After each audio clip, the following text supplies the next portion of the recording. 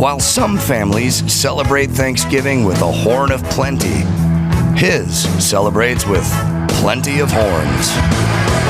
Adam Carolla. Yeah, get it on. Got to get it on. No choice to get on. Mandate you get it on. Thanks for tuning in. Thanks for telling a friend. We love that about you, right, Gina Grad? That's right. And Alonzo Bodden is going to be in studio any moment now. Keeping up our perfect streak of comedians being late. Perfect streak. Yeah. Well, I'll screw it up, but these sort of random events do tend to congregate. Yeah. So this is the trouble with being a human, which is if you have 100 comedians who are never late to this show, and then you have 4 in a row, then you go, why are comedians always late? Yeah. But if you took those 4 and spread them out over the 100, then you wouldn't make that proclamation. 99.9% perfect record. But when you flip a coin, it doesn't go heads, tails, heads, tails, heads, tails. It goes heads, heads, heads, tails, heads, heads, tails. And then you go, why does it always land on heads? Yeah.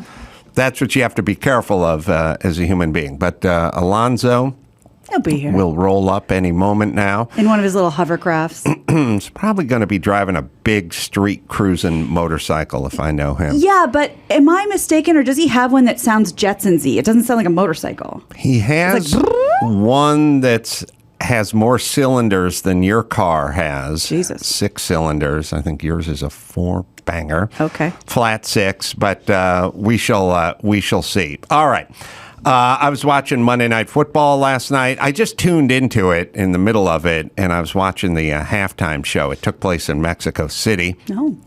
It was San Francisco kind of beating the snot out of Phoenix, and they had the halftime entertainment. Oh. And was it a local flavor? Very, very flavorful and very local. And it was some of the most hated music on the planet for me, which is mariachi / ranchera music. Kind of like Mexican country music. I think that's what that is. It's like basically ranchera. Somebody constructed a music that would make it impossible for you to study by. You cannot concentrate. You can't study. It's no Enya. Yes, I have. Look, if you want to get something done, if you want to do some thinking, put on some classical music. Right. And it's not a coincidence that the home of classical music is where some of the greatest innovations and engineering feats come out of. You know what I mean? Think about the beautiful shamisen and harp music of Japan. That's right. That's what I was thinking. A little more Germany. I know. But okay. I was adding to it. Yes, this is. They did 3 songs. I just told Chris to grab the most annoying middle part of each song. Culturally, it's like, all right, Russia makes an automobile. I don't want it. I want the one from Japan or Germany. That's not America. Right. I'll take the Japanese automobile or the German automobile because they do a better automobile. And then you go, why are you hating on Russia? It's like they make a shit car. Yeah. So I don't want it. It's kind of on them. Yes, and I feel the same way about this music culturally. It sucks. It's always sucked. It's always been bad. And you've been exposed to it more than the average gringo. Every construction site I've been on in Los Angeles has had this shit blaring. And what happens is at some point you're measuring something. Put the music back on. Oh, I'll give you an example of what would go on the construction site. I'm sitting there and I'm like, all right, so 231 and 5/8, and then I got to do stud layout and 231 and 5. What did I say? 5/8, 7/8. Shit, 5/8. Shit, I got to measure this again. It's 231 and 5/16. 16 on center layout, so it'd be 14 and a half in the bays. Or do we go 24 on center? Wait, 231 and 16 on center goes into 231 and 7/8? What the fuck did I... Fuck, I can't think! It's impossible for me to calculate. I cannot put thoughts together. They defy you to remember what you were going to say. Yes. there's no calculations, there's no concentration, there's no anything that can take place while this is blaring in the background. Is there sheet music for this? If you hold your tongue and say this is sheet music, I think we'll have our answer. We have to physically pinch your tongue and say this is sheet music. Right. All right. So wow. And also, I know it's the culture, but it's not dragging America into it. No one is sitting around halftime and popping their fingers going, yeah, I got to get some ranchera cranked up. Actually, a lot of tweets from people who were there said that they got booed. Oh, boy. And this is in Mexico City. Turf. And so the NFL, I translated one tweet because people were complaining about it in Spanish too. Well, that says something. And it said, does NFL do market study? Nobody likes this. Wow. So even the Spanish-speaking fans weren't happy. All right, we have some updated leaf blower Max Pata stuff to get into. They always miss the mark. They don't miss the mark if it's my car. They always miss the mark in the story of the leaf blower. Whenever someone is trying to say we should do away with leaf blowers, they miss the biggest component of the negativity of the leaf blower, which is the dust cloud. So in saying, we hear ya, we're changing from two-stroke to electric is not solving the problem. Still, the dust cloud remains, and the particulates that get into the air, the little micro airborne that get into your lungs, never get out of your lungs. Whenever they're talking about respiratory stuff, they're always worried about the particulates, which is what is airborne, with a stew of Roundup and cat shit and rat shit particles just blowing about. I literally went on a hike last night up the hill behind me in Malibu, and there's this part at the end. It's paved. It's a street. Just walk up the hill. There's a part at the end. It's about 200 yards long where it has a steep incline. And that's where it's right at the end. That's where you get the quad burn. That's where you get the glutes burn, right at the very end. And as I was coming up, it was 5:30 in the evening. As I was coming up, somebody with a leaf blower was just blowing it out. And because it was like golden hour and golden time, the sun was just kind of setting, I could just see a giant plume of dust that was crossing the street. There's no alternative streets. And the only way to make it to the top for this last 200 yards of quad burn would be to walk through the cloud. Yeah. Just turn around and head back down the hill. Not worth it. Not worth it. Dawson has the article, though. The headline is, New York Times opinion writer calls leaf blowers, quote, death machines. On Tuesday, The Gray Lady published an opinion piece titled, The First Thing We Do, Let's Kill All the Leaf Blowers, by contributing opinion writer Margaret Rankel. Rankel describes her utter disdain for leaf blowers, referring to them as mechanical locusts. They come in a deafening, surging swarm, blasting from lawn to lawn and filling the air with the stench of gasoline and death. I would call them mechanical locusts, descending upon every patch of gold in the neighborhood the way the grasshoppers of old would arrive, in numbers so great they darkened the sky to lay bare a cornfield in minutes. Biblical. But that comparison is unfair to locusts, Rankel wrote. However, Rankel insisted that her hatred for leaf blowers primarily comes from their pollution. But the gas-powered leaf blower exists in a category of environmental hell at its own, spewing pollutants, carbon monoxide, smog-forming nitrous oxides, carcinogenic hydrocarbons into the atmosphere at a literally breathtaking rate, she wrote. Yeah, now I've said this many times, and I don't know what the story is, the stats, I'll screw it up, but like one leaf blower is equivalent to 300 Ford F-150 pickup trucks. Like it's nuts. It's insane. It's also insane that in California, when we never stop talking about air and pollution and environmental impact, and we're going to outlaw non-electric vehicles by 2035, zero discussion of leaf blowers. But it makes perfect sense because remember the summer of stay inside, shelter in place unless you're protesting. Yes. So it's kind of what we're about. Yes, we are more about movements than we are about practicality. Why can't we go from blow to suck? They do have those big vacuum kind of carts they push around with the big catch bag. Oh, I didn't know they were vacuums. There is a kind of a lawn vacuum. Like a lawn Zamboni. Yeah, what we need to do is, and I don't quite get the math of it, and maybe somebody could explain it to me. The notion is, I'll keep reading and then I'll explain the notion, Dawson. By the way, she just used the word literally very well, at a literally breathtaking rate. Yeah. She cited several studies that claimed that gasoline-powered leaf blowers were harmful polluters to the environment. Electric-powered leaf blowers, though, she still claimed as awful for their damage to biodiversity. But the trouble with leaf blowers isn't only their pollution-spewing health consequences, it's also the damage they do to biodiversity.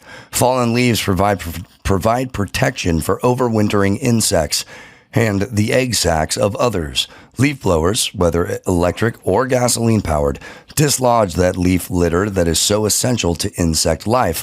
The insect life that is in turn so essential to birds and other wildlife. All right. I'm not so interested about the insect larva, but I am. Fun fact. She does this whole spiel, but she never gets to the dust cloud that you're walking through, which is all over your car, insidious, and all over your lungs. Now, the math that I'm trying to figure out, and I brought this one up years ago when Ball Bryan was having none of it. Oh. Well, this is the Shocker. perfect time to do it then. Right. But I still couldn't pin him down on the math. Now, L.A. County has a law. It's been in place for 25 years. They don't enforce it. They don't enforce it because it impacts the Hispanics who are listening to the ranchera music, who are blowing this toxic cloud all over our neighborhoods. Now, my thing as a consumer and as a free market guy is you outlaw the leaf blowers. And then the argument from Brian was if you outlaw the leaf blowers, then the gardeners, and I think this is the city's problem too, are going to be left holding the bag because it's going to take them an extra half hour to rake everything up and sweep everything up. My thing is, you then pass that along to the consumer. Just like you'd go, well, why we couldn't have airbags in cars? That costs too much for GM to manufacture. Right. No, they would pass it. They pass it along. Yeah, I don't think Frito-Lay is holding the bag on chip prices right now. I think that's being passed along to us. It's just passed along. So if you said one gardening company could use their leaf blowers and the other couldn't, then that situation would arise. Right. We go, well, the one that couldn't pass it along because people go with the cheaper one. Brian's argument was, well, then what would be to stop you from going to another gardener who would undercut your gardener who just tacked on $40 each time they showed up? And I said, but it equally applies to all gardeners, so they would all have to tack it on. And then he got back to what's to stop them from undercutting. And I was like, that's up to them. Nobody's using a leaf blower. It's like, what's to stop GM from adding an airbag and not passing it along? Right. It's like, well, then they're getting fucked. Right. That's not going to happen. The people who own the homes have money. If you have a gardener, if you can afford a gardener to show up weekly, then presumably you have money and you're in some sort of bracket where you could then go, we're outlawing leaf blowers. Each gardening team is going to spend an extra 20 minutes at each home, and that's going to translate into an extra $50 a week or whatever it is for them to do their extra work depending on the size of your yard. That would be... That's that. That's that. Now we're done. You've outlawed... Look, it would be faster for them to burn leaves too, but set your lawn on you fire. don't do it. Can't do that. There's no burning leaves here. Right. So I don't get what the argument is, but yet we cannot, because if we do that, then there will be, as there was, I think, the Million Gardener March on downtown. Oh, this took place in... Before my time. Chris will find that article. But it took place in like 99 or what something. What do we want? To mow your lawn. When do we want it? Right. So they then all showed up. The optics were bad because they were all of a lower class and brown. And so the politicians just backed off. and then continued to say out of one side of their mouth, we need more regulation to keep the air clean, and then out of the other side of their mouth, not say a word about an ordinance that was on the books that would clean the air and literally clean what's coming out of the exhaust, but also just clean the dust plume. And I can only imagine how much healthier and more sanitary this would be for the gardener, not to have to live in this looking like Pigpen from the Peanuts. I have seen those guys with either nothing and or a bandana just pulled up in front of their face, sitting in a cloud, dust cloud of airborne particulates. Yes, it has to be horrible for them. And how narcissistic is the leaf blower? It's, I want my shit to be clean. It's blowing on my neighbors into the street, but that ain't my problem. And there is nobody who lives in SoCal or any neighborhood who hasn't been awoken by the grind of these things. They don't have mufflers or governors on them. They don't have catalytic converters. If they did, gangs would be stealing them from the backs of Mexicans as they're using them. They're louder than shit. I cannot tell you the number of times I've changed course walking the dog up the street. I see the guy with the blower. By the way, they're not blowing it up toward the home. They're blowing it down toward the street, which is where you're trying to walk your dog. This might be a gender thing, but in my neighborhood, they're very nice when they see me walking at night. They stop until I pass. Do they do that for you, or is that just for the ladies? If they see you, they will oftentimes stop or change direction, but the cloud is still blown out there. The plume remains. Did you find that article, Chris? It's we looked at it before. It's like 99, probably like a Los Angeles Times thing. Anyway, they all came out en masse to protest this. All right. Chris will look for that. I'll buy you a little bit of time. To be fair to the person from the New York Times, we live in the desert. So she's worried about leaves and larvae, and we're worried about dust clouds. And dust mites. Yes, because for them, and God knows, anyone with allergies or pollen or whatever, but the region of the country she's from does not have the huge dust. We have a dust problem here. Alonzo Bodden has just stepped up. We will set him up and put him in here in a second because I have this next story. I was thinking of Alonzo when I was crafting this next story for him. Alonzo's put down his crash helmet.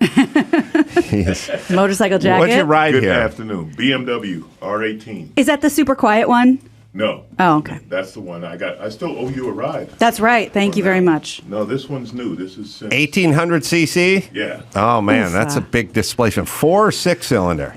Twin. So it's a 2. It's 4. Yeah. Oh, wait. It's a twin 4. No, it's a twin. Twin. Straight Oh, twin. man. That is. 900 cc cylinders opposed in a boxer motor. Do we, hold on, do we have Alonzo's mic worked Just out? tilt it right put your down to you. headphones on and Sorry about that. tilt it on down. Wow, that is big displacement per cylinder. I don't want to geek out too much, but 1,800 cc's on 2 cylinders. I had a Honda 404. That was 4 cylinders on 400 cc's. This is 2 cylinders on 1,800 cc, so that is a thumper. Yeah, the first bike I ever bought new was the Honda 900F back in the 80s. Mm-hmm. And I was like, wow, 1 cylinder here is 4 cylinders back then. Right. 900 cc's each. But yeah, so it's a great bike. And it's good to be here. It's Here good you to are. have you, Been a while, Alonzo. Gina. It's good Happy to see you. Yeah. I had this store I wanted to get into out of Seattle. No, San Francisco. Sorry, where's the trans thing? Oh, that was San Francisco. Trans Am? I think. Or was it San? Which I was one? asking about the paperwork, Chris, with the sexual San gender. Francisco. San Francisco. There's a Seattle and a San Francisco story. The San Francisco story is they want to do universal income for the trans community as long as you're poor and in the trans community, which would then have people want to game the system and try to enter the trans community in order to get $1,200 a month for up to, I think, 18 months. But I'm more concerned with the fact you thought this would be my story. I know you I'm love looking for the connection there because I'm trans stories. There's something. I think he thought, Trans Am. There's something I should know. Yeah. But it's the choices. When you fill out the paperwork, they give you 90 something. How many? I saw that. Yeah, it was like the driver's test Right. was given in 16 languages or some Right. crazy number like that. Yeah, I did see an article about that. There's 90 or some insane number of possible ways to fill out that form. Did you see this, Gina? No, I haven't. I'm trying to look at it. It's awesome. Chris will figure it out. But Chris, you can just read a few of them off. You don't need us to read them. Yeah, fire it off. That looked like a lengthy little page. Just read them to me. So for pronouns, okay. So first off, you have five kinds of trans status: transgender, non-binary, gender non-conforming, intersex, or none. Pronouns, the usual: she, her, hers, he, him, his, they, them, theirs. It, its, is. Co, cos, xi, zim, z's, z, zem, zers, am, airs. How did you know I was a Zim? That's why I pulled the story. I've heard of a lot of things. I've not. The second half of the list I've never seen before. Pers, fay, fair, fairs, airs, tears, vey, vers. All right, they're making this shit up. I've never That's heard not of even the those. best part. Scroll down. You get to choose other stuff. Like you can choose if you want to be called a fuck boy. What? No. T-girl, demi-girl. So a lot of gender identities. Yeah. So yeah, you have woman. So I've men's. heard of T-girl. I've heard of woman. Transgender woman I've heard. I've never heard of T-girl. I've never heard woman of trans experience. Not sure what that one means. Woman with a history of gender transition. What does that mean? Feminine of center. So how does this? Cisgender man. I think I'm feminine of center. How does the process work? How does the vetting process work? You sit Honor around code. and make shit up and then go, this is how I feel sexually or this is how I identify, and then we enter it into the record. And here's my general theory. My general theory is when your kid says, I'd like to change my name. Like I don't like the name Bernadette. I want to be called Sherry. You'd go, okay. And then at some point they go, I'm done with Sherry. I want to be called Tina.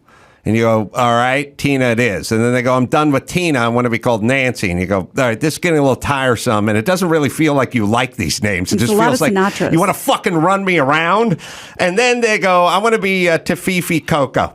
And you go, I don't even know how to spell that. They go, well, you better start using it. There's going to be an issue. It's spelled with a 7. I could get you fired. And then they start, Chris, I mean, some of these ones are insane. Oh, there's more. Oh, yes. Chris, I primed Chris on this shit, but I don't know why he's caught. Do you know what I think Caught happened? Well, you know what I think I happened wanted you to with get this? your thought out first before I threw All more right. out. What are I think what happened is the person whose job it was to make this list, right?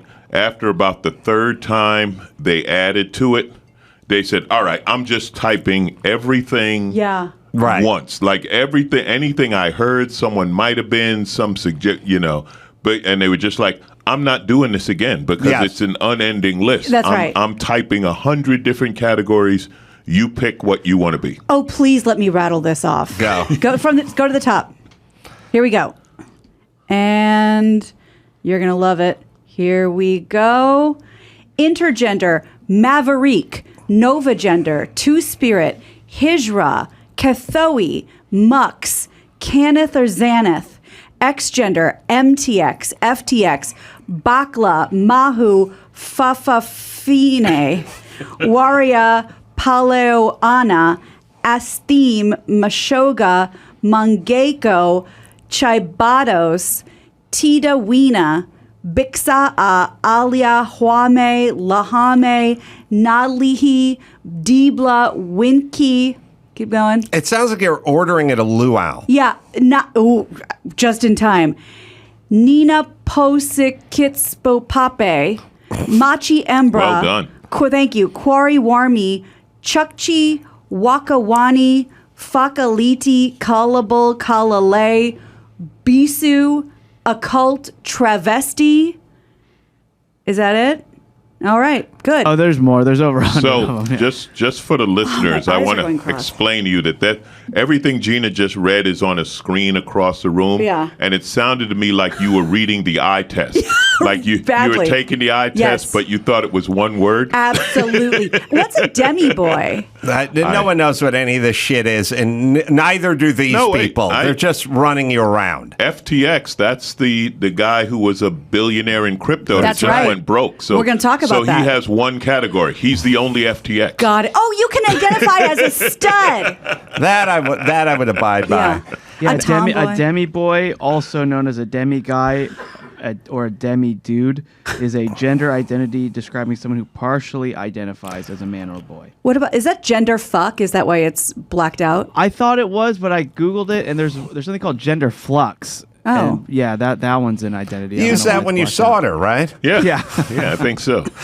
Gender But I've heard creative. gender fluid. I've heard Right. people say that. Sure. So Now- is gender flux and gender fluid the same thing? Gotta look it up. Gender flux is a gender identity that varies in intensity over time. All right.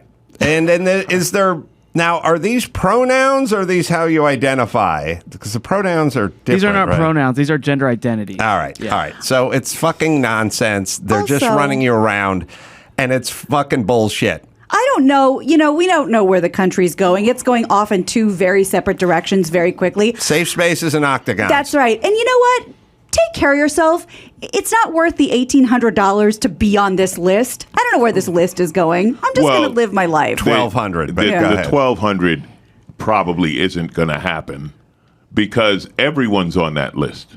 Because it did say man and woman. Like Cis that man, that yeah. was on the list. Yeah. So everyone's on the list. So Right. they're just is everyone going to get 1,200 or no one going to get 1,200? Well, this is going to be dogs at the airport, which is, I would like to travel with my dog for That would be free. great. Well, good. Just go get this guy to sign a note, and then you can travel with your dog for free, even though you don't need to travel with your dog. Right. But who doesn't want to travel with their dog for free? And who is poor, who lives in San Francisco, does not want $1,200 a month for up to 18 months. Sure. When I was 19, I would have gladly filled out this form and gotten my money. You did Yeah. it for free on your license last year. That's right. That's right. I went with the. What were you on your license? What are you? He's Is that currently something I should know? he's I- currently an ex-gender. I was renewing my license. I made the mistake of doing it in front of my teenage son, and he thought, wouldn't it be funny if you just check the Xbox in there for the non-gender conformity? And I was like, yeah, it sounds fun. So I did it. So yeah, all right. So you're like the biggest ex-gender Yeah, you ought to in know. the game. You're the Yeah, one. I remember pulling up to the window, and the person looked down at the ex-gender, and I was like, you want to go with this? And I'm like, yeah. They good. looked at you and said, "Have you read any of your own books?" All right. Well, Vinnie Tortorich is going to chime in a second because he has thoughts about health and things and Thanksgiving. First, I'll tell you about Cozy Earth. Give holiday gifts they'll appreciate every night. I got a couple suggestions for you. And a special offer from Cozy Earth, the brand that made Oprah's favorite things 5 years in a row. Cozy Earth luxury bedding made using the finest premium viscose from highly sustainable bamboo, naturally tempered, I should say naturally temperature regulating. This stuff is so good. I sleep on it every night. It makes a difference, and you are worth it. Luxurious loungewear, ultra soft lounge pants, tees, ladies' PJs, joggers, pullovers, crews, hoodies for men, designed to flatter every body type. And check out their premium plush and waffle bath towels as well. You owe yourself good towels, good bathrobes, good pullovers, good joggers, good PJs, and good sheets. Plus, every Cozy Earth bedding item comes in a beautiful, reusable canvas bag. No gift wrap required. It's Cozy Earth, right, Dawson? Save 40% now on Cozy Earth. Hurry, holiday deals end soon. Go to cozyearth.com/ACS and be sure to enter ACS at checkout to save 40%. That's cozyearth.com/ACS. All right, we'll take a quick break. Back with Alonzo and Vinnie Tortorich right after this. And now, a totally innocuous word that sounds dirty when Mike Dawson says it. Wishbone. Ew. Let's get back to the Adam Carolla Show. Well, Alonzo Bodden is hanging with us. Vinnie Tortorich is zooming in. Vinnie just dropped himself a PragerU vid. I just watched it. It's excellent. It's called America's Fat, but you don't have to be. Available at PragerU, their YouTube channel. And it's basically talking about living in the middle class of weight, which we used to have. Now, as I've said, safe spaces and octagons. We have ultra fit guys, like nutty, and women, like insane, ultra fit people, and then we have just morbidly obese people. What happened to the middle? Just the average family. Vinny?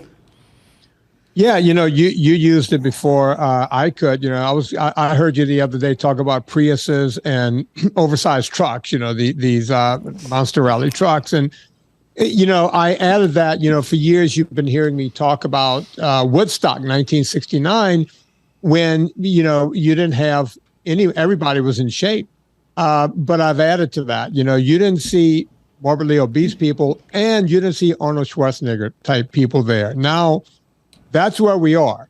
Either it's my 1,000-pound life, or you're an Instagram star that looks like you can win the IFBB competition tomorrow. There's no in between. Well, it strikes me that food addiction in general seems to just be ramping up. And I'm not talking about fentanyl. I'm just saying, when I was growing up, when I was 19 or 15, or even when I was 25, nobody needed coffee like all day, every day. It was just kind of the guys on the construction crew would swing by 7-Eleven, get a cup of coffee. Some would. Nobody had bottles and bottles of water, things of coffee. Nobody ever made like midday coffee runs. Nobody had a cup of coffee when they got home from work. There was barely. My family didn't have a cup of coffee in the morning. Sanka doesn't count. They just get up and go. No coffee, no gourd filled with filtered water. We just kind of. So the general kind of putting things in our mouth, just the motion, just all of the habitual. Yeah, just all of the mints, all of the vaping, all of the coffee, all of the swigs, the 10,000 varieties of water, bottled water, soda water, like with essence and zest of everything. We're getting our hands up to our mouths a lot. And that's going to translate into fatter people, because that hand is going to have a burger in it half the time. Hey, Vinny, is it also that average people don't take their picture?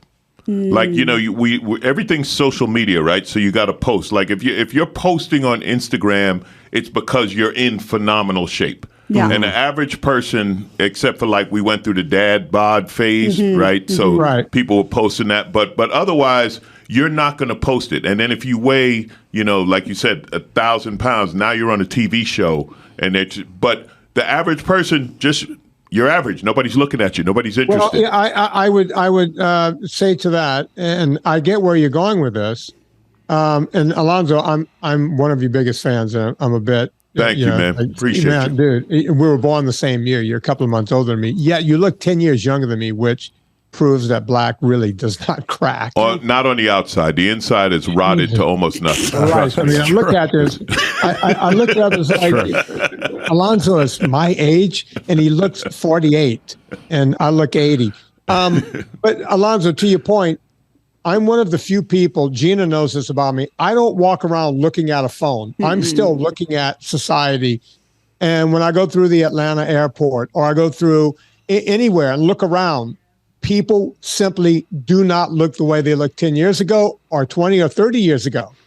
Yeah, they're bigger. Yeah, definitely. It's not just about people going, well, fucking, I'm fat, I'm not going to put it on the internet. No, we're doing just the opposite. Have you ever heard of a girl named Lizzo?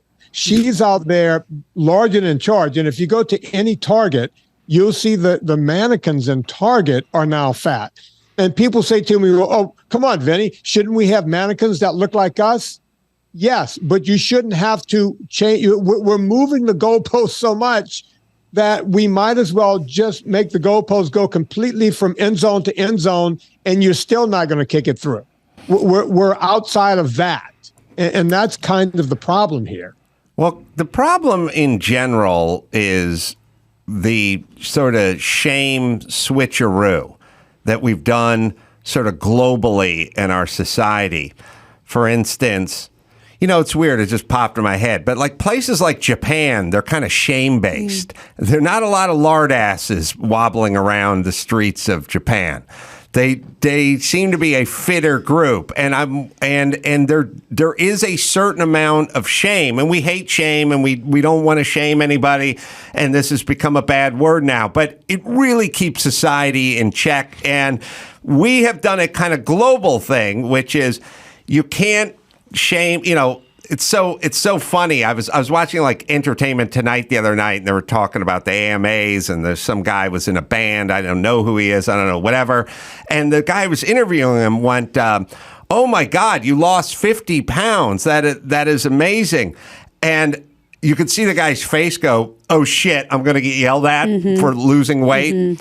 Like Adele did or whoever did. And the guy went, yeah, I didn't do it to lose the weight. I did it to have a healthier lifestyle. Like he had to quickly cover his tracks. It's kind of like the same, like if you said 20 years ago, there were a bunch of shows where like we tour celebrity mansions. We walk through them and they talk, I put a fountain in my bedroom next to the room for presents where we just wrap gifts and stuff like that.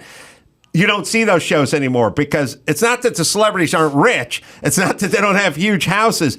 They don't want to get shamed with their opulence. They don't want people coming in and showing you just how much money they have and how many bidets they have in their entry hall. So we did this thing with fat where you can't shame. We're doing it with grades now. Like, hey, you can't suspend this kid and you got to change the math scores because it's shaming certain kids who aren't keeping up. This will never work. It will always have a bad ending. It doesn't really matter if it's fat or math. The kid's going to be fat. He won't be able to do long division, and he'll be fucked. And then we'll feel good about ourselves for not shaming the fat kid who can't do long division. Yeah, I get what you're saying, but like when you mention Lizzo's famous because she owns it. Lizzo's like, I'm a big girl, I'm huge, I own it, this is sexy, take a look at me, and if you don't like it, it's your problem. So I get that, I'm okay with that. I was just reading a thing that they said, and this is because I have way too much free time, I read all this stuff, but they said for women, skinny is coming back, and they're nervous about it. They said that skinny is going to, like... It's not just skinny. 90s... The heroin chic. Right, that was it, And the reason why heroin chic existed to begin with, because the models were on heroin, and it was too hard to get them off heroin, so everyone pivoted and said, no, you're supposed to look like that. Make it a -2 size. It was because they were addicted to drugs. So it's not coming back.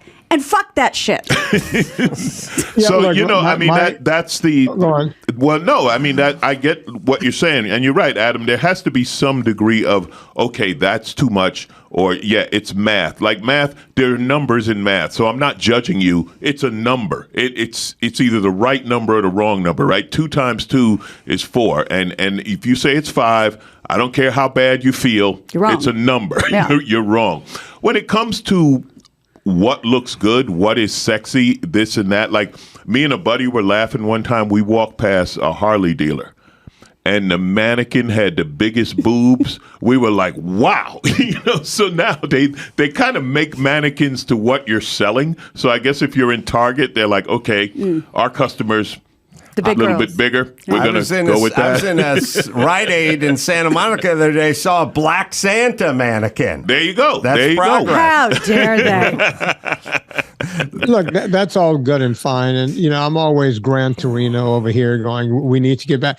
But we're not, and to your point with Lizzo gets to be Lizzo because she's super talented. Right. So, and she's got a great personality. So I get Lizzo. But when Lizzo does a thing and says, I'm a vegan, and then they post all the stuff Lizzo eats, and it's everything from Doritos to Mountain Dew, Lizzo should be more responsible. She should use her celebrity and be more responsible because she can say, hey, look, I'm loud and proud. Look at how fat I am. I think I'm beautiful this way. Great. Guess what's not beautiful? Your liver. Guess what's not beautiful? You have at least 5 comorbidities. And we just went through a pandemic when all we saw was people dying because of comorbidities. And now we're celebrating this. It just doesn't wash with me. That's where my problem is with the Lizzo types. And the same people who are praising Lizzo got on the other girl, the British singer, Adele? who's also Adele, for losing weight. Right. So, it's kind of what Adam was saying a minute ago. It used to be that you lost weight back in the days of Jared. Oh, look, I used to wear pants that looked like this. Now I don't wear these pants. Maybe we shouldn't mention Jared. Yeah. Jared's weight. Jared shouldn't be in That We know how he lost the weight. might not be the best way to lose weight. we used to praise the people who lost a lot of weight. Now we look down on them. And that is not a good direction. You're an aviation guy. Both of you guys like airplanes. I can't remember which airplane it is, but one of them, they're going to have to start skipping seats, checkerboarding seats, not because there's not enough elbow room, but there's too much weight on the plane. This article came out about a week ago. I wish I could cite the article. I read it. United's going to start doing that. Yeah, which some of plane their, is it? I don't know which aircraft, I'd but like one of they're those going to do it. seats. Well, that's what they said, that everyone is going to want the seat next to the empty middle seat. Right. Yeah. Well, all right. Yeah. Vinny's right, which is we argue over the aesthetic endlessly and we lie about it, big and beautiful. No guy I know likes fat chicks. I mean, let's be honest. That's the long and the short of it. Society's always trying to get guys attracted to some new vision of an aesthetic. It doesn't work. It's set, it's locked, it's done. There's a couple chubby chasers out there, but in general, we are not into fat chicks. That's why Gisele Bündchen is Gisele Bündchen. That's how it works. But we could be focusing on the health aspect of it because the aesthetic side of it is too political, too tricky, and no politician or comedian or late night show host wants to wade into those waters. But we could be having a real conversation. Now, it was kind of interesting. The comorbidity thing was a major part of COVID. And every politician and every Fauci and everybody was trying to tamp all that down and just focus on the numbers. Well, the numbers were far skewed for fat people and comorbidities and all the things that come with toting around an extra 80 pounds. And it was never discussed. And it almost seems like it's all kind of part of a plan. And I don't know what the end game is with the plan, but it's a sort of short-term popularity plan, which is I got one kid and one kid's eating sugar puffs for breakfast and he's fat. And then the other kid is just eating eggs and broccoli for breakfast. And then there's a third kid who wants to eat sugar smacks for breakfast. And then we're all going to take a vote on how I'm doing as a dad. And the dad, in this case, is a politician and just trying to win over the fucking third person. Doesn't really care if the kids are healthy or not, sadly. Well, you hit on the reason behind it is selling food. It's business, right? It's not good business to be healthy. There's no money in broccoli. There's money in sugar. There's no money in lean meat. There's money in pizza, right? Yes. I mean, that's what it's about at the end of the day. So they're going to tell you they're not going to bring up the health aspect. You know how bad it would be for the fast food industry to start talking about health? They're like, oh, no, don't mention that. This is delicious. You think they wanted to put the calories on their menu? Right. They fought that all the way. Like just a shake. It's like, okay, there's half of your day's calories in that shake you just drank, which is okay once in a while, but not with every meal. But they push it. What's the first thing they say when you order your meal? You want to supersize that? Yeah. Yep. And what else? And what else? And what else? Yeah. So in answer to your question, what's in it? Money's in it. There's no money in teaching people that eating healthy, like losing weight, whatever, they're like, well, you're not going to make any money on that. Also, we don't have a standard. I mean, we had the food pyramid, which was totally fucked up and upside down. But do you know how many people I've spoken to where I've went, look, you got to cut out all the carbs and you got to start, and they go, I know what works for me. Sorry for doing the chick voice, Gina, but it's normally a chick going, I know what works for me. And I go, it's not you. It's biology. Would you do that with your dog? Oh, I like feeding him kibble with a lot of grains and shit in it, byproducts and shit he doesn't want, and orange dye number 7. No, that's animal abuse. Versus this. It's like, no, a dog is a dog, a person is a person. We all react the same to the same what we're putting in our mouths. Some people it happens a little faster with and a little more effective, a little more efficiently with, but we all do the same. Everyone thinks they're floating out on some sort of island, which is another problem where we've done the you're you and you're a snowflake and no two are alike and you're an individual and don't let anyone ever tell you what to do. No, let Vinnie Tortorich fucking tell you what to do and shut up. Well said. I tell that to my wife. You use that quote. Vinny, was it you who said, because if it wasn't you, I'm sure you'll agree, but I feel like it was you, said when you're grocery shopping, stay on the perimeter of the grocery store. Don't head into the aisles with all the cookies and crackers. 40 years ago, but that's become, everyone says that now, which is the truth. I mean, the produce, the meat. And look, I'm the guy who, I said it in my book 11 years ago, the only animals that get fat are the ones we domesticate. Look at it, cats, dogs. We feed them the same crap we're eating. And now you got these idiots that think cats and dogs should eat vegan diets. Those people should be arrested and hung by their toes. I mean, tell that to my dog's vet.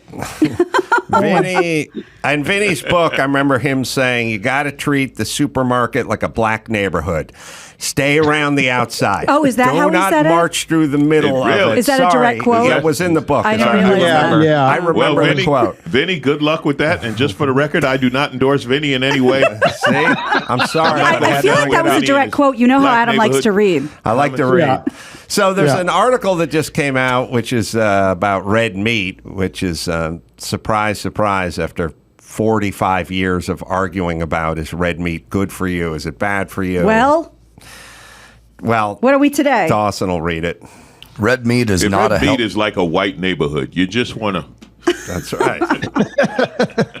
Red meat is not a health risk. New study slams years of shoddy research. Studies have been linking red meat consumption to health problems like heart disease, stroke, and cancer for years. But nestled... Stop. Go to the second paragraph. I have a photographic memory. Just go to the second paragraph. Stop. Just go to the second. Nearly all the research is observational, unable to tease out causation convincingly. Most are plagued by confounding variables. For example, perhaps meat eaters simply eat fewer vegetables, or tend to smoke more, or exercise less. Moreover, many are based on self-reported consumption. The simple fact is that people can't remember what they will eat with any accuracy. And lastly, the reported effect sizes in these scientific papers are often small. Is the supposed 15% greater risk of cancer really worth worrying about? Okay. Let me just start commenting here. Let's see. Where have I heard this before? Was there a movie called Fat, a Documentary, where I had at least 4 experts saying exactly the fucking same thing? Go, girl. Exactly the fucking same thing. How many people in my documentary said correlation does not equal causation? How many of them? I mean, we've been saying this. Nina Teicholz wrote a book 10 years ago called Big Fat Surprise, where she took those same studies and said, number one, they're epidemiological studies. And Mike Dawson just said 15%.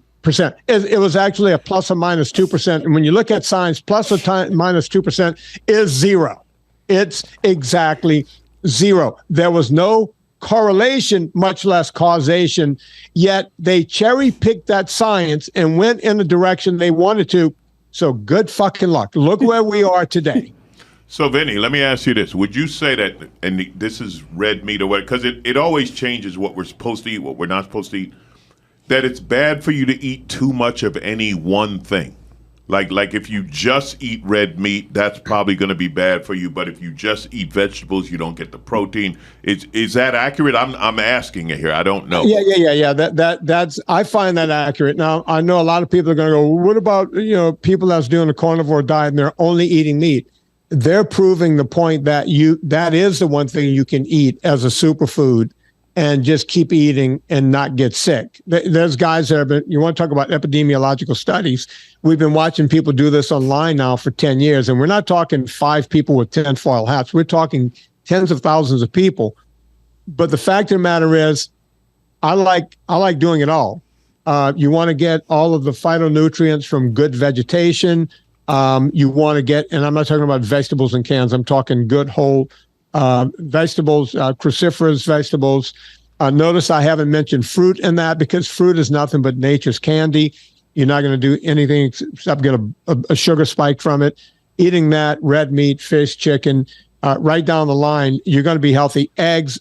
Adam and Drew asked me one time on the Adam and Drew show, if you had to eat one food, what would it be? And without hesitation, they said for a month, one food for a month. I said, an egg.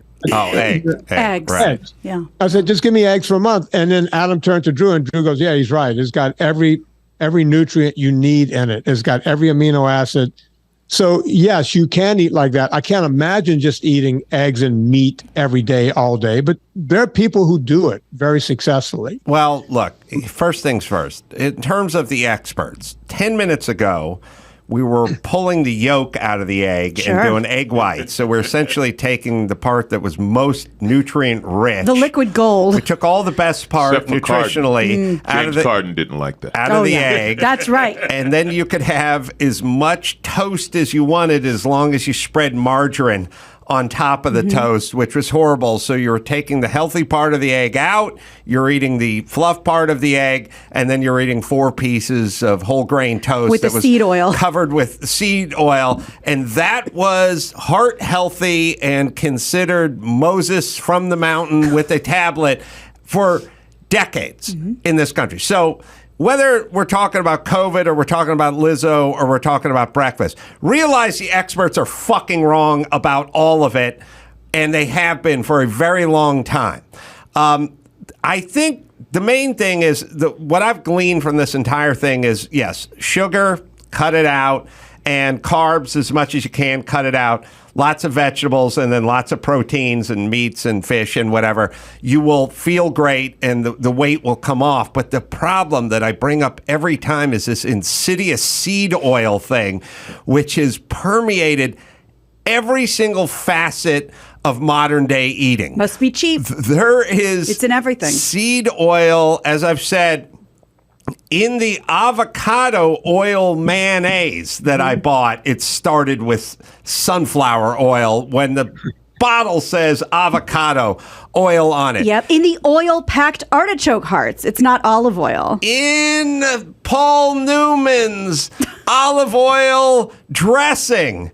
The great Paul Newman. In that, if you find the Paul Newman oil and vinegar or like Italian, whatever, it says olive oil in front, turn it over, seed oil. You must travel with a jeweler's loop. It is and read everything. I don't give a fuck if there's a picture of a giant olive on front of the thing under Paul Newman's head. Turn that bottle around.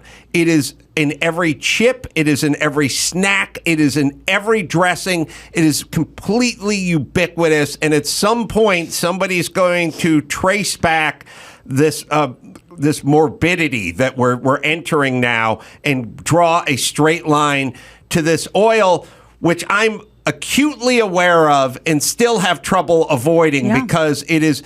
I can't tell you all of the time where someone goes, "Oh, I made you a salad for dinner," and I go, "What's the what dressing did you?" It's called Fresh Horizons. I got it in the green section of the Whole Foods. I'm like, Fresh Horizons. Yeah, it's got a picture of the sun on there and Michelle Obama hugging an infant, and you go, "Oh, what is this?" And you turn around and it is seed oil. Yep. Every time. I think it's a dirty trick for anything unhealthy in Whole Foods. That's true. yes. Right? When you go to Whole Foods, you're kind of trusting them on the label of the store. You're paying extra for it. Right. And you know, this is like the what is it, the high fructose corn syrup? Yep. That is just liquid sugar. It's just but cheap. it's just under a different name. And like you said, Gina, it's cheap. Yeah. So pump it in there, and the sugars are addicting. The sugars do get you hooked. 100%. Where you have to keep eating them. I know I eat too much sugar. Well, this dressing says classic oil and vinegar, which would make me think it has 2 ingredients. Yes. But it has more. Olive oil, water, canola oil, and then sugar not too far down. And I think, Chris, there's one, too, where it's called olive oil in something. It's got, I mean, first off, half the shit that says whatever it is on the label and all the health food stuff, it's all got canola oil in it. And we call it canola oil because we don't like rapeseed, right, Vinny? Yeah, it's actually rapeseed oil, but when you got rape in your name, you want to change it doesn't fly. So bad PR. It was from Canada, so they said, "Hey, let's just call it Canada oil." So they changed that to canola. What do all these oils do to the human body? And they are ubiquitous. There's whether it's canola, safflower, sunflower, soy, which is probably the worst. The extraction process to try to get oil out of those plants, out of those seeds, they basically go through chemical processes that turns it into, remember 3-in-1 oil, or they called it sewing machine oil and that kind of stuff. It was made for that, and then they figured that, oh wait, you can add this to food. It's no different. It's those same oils, but without that low chemical smell they add to sewing machine oil to let you know not to drink it. Well, you can't drink it over there because they added a chemical perfume to it. But over here, we'll call it something else. It's exactly the same lubrication. This it's is no different. We have another dressing. This is, again, just olive oil and vinegar. That's what it says. It's Paul Literally. Newman's Again, olive oil and vinegar. Should be 2 ingredients. That's what it probably says. 8. Olive oil blend, vegetable oil, which is soybean oil and or canola oil. So my point is, you go into the Whole Foods in Malibu, you think you want to take care of your family, you trust the Newman name, it says olive oil and vinegar, it comes in a glass bottle, and you go, good, perfect. I have this.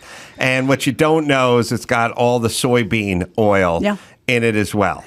I think before we let Vinny go, because it's so close to Thanksgiving, I think he always has surprising things to say, like New Year's.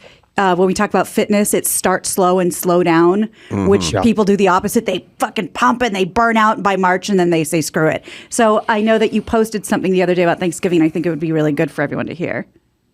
Is that it doesn't matter what you do? No, just eat. It's Thanksgiving. Have your meal. Exactly. No one's ever gotten fat. No one ever said, oh my God, I gained 50 pounds from Thanksgiving. It's when, you're home with family, there's already that pressure and everything else. And, for me, it reminds me of childhood. Unlike Adam's, I had a pretty good childhood. And, there are certain things.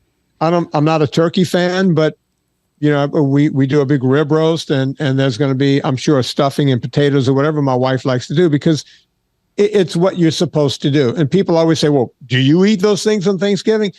Yeah, I do, because it's one meal. And by the way, I do suffer the next day. I have enough football injuries to go over 4 different human bodies, and I feel all of that from the inflammation the next day. And somehow I tell myself every year, it's worth it. And, I think everyone should do that. Eat, drink, be merry, and then jump right back. Don't turn this into, okay, now we have Christmas coming up in 3 weeks. Fuck it. Just jump back on, the wagon for 3 weeks, and then hop off that wagon again at Christmas time, and then jump back on the wagon again. And also, I really think it's important for people to have little carrots dangling on sticks in front of them. Like, for instance, I went out with Jimmy and the whole crew, and I knew we were going to Bianco's Pizza in downtown, and I knew it was going to be a never-ending cacophony of carbs heading my way because Chris Bianco makes amazing pizza. I didn't eat that day. I was just like, I know what I'm going to do tonight, and I'm not having a sandwich for lunch. I'm just gonna skip that. And I had the same thought like coming into Thanksgiving. Like, I don't want to count any calories. I want to do whatever I want to do. I want to have a second piece of pie if I want a second piece of pie. I'm going to take it easy for a couple days going into that. Yeah. You know, it's kind of a version of, GQ wants to do a photo spread on you in a month. All right, circle that calendar and take it easy up until that day. But set those sort of little, don't have to be photo shoots or Thanksgiving, but just little... Something to look forward to. Little things where you go, I know what I'm going to be doing on Saturday night. I'll take it easy Wednesday through Friday. Right. I'm sticking with the I gained 50 pounds on Thanksgiving excuse. I'm riding that one. That's the one to beat. I'm riding that one. You should have seen me last week. Last week I was trim. Then I ate turkey, and I just gained 47 pounds. Now you can do it. You know why, Vinny? Because people I know don't know you. That's why. They're not following you. They don't know where I get these secrets. And please, people, enough with the stuffing waffles that everyone's trying to sell us all on the day after Thanksgiving. Wait, what? Oh, Stuffing waffles? Everybody, every year this comes up. Hey, do you have a ton of leftovers? By the way, we already did our Thanksgiving. We did a little Friendsgiving, and I gave everybody takeout boxes. I got all that shit out of the house. But everybody says, can't figure out what to do with your stuffing? I don't know, fucking microwave it and eat it. Put it in your waffle iron. And instead of syrup, you pour gravy over it. Now you have stuffing waffles. Oh, and that's why we have fat we're mannequins. done. If you're eating right. stuffing waffles, Then just stop it. Yeah. And by the way, Alonzo, getting back to mannequins with big jugs, I can't believe you walked past a Harley That's Davidson dealership without the, you know what I mean? Without going in? Yeah.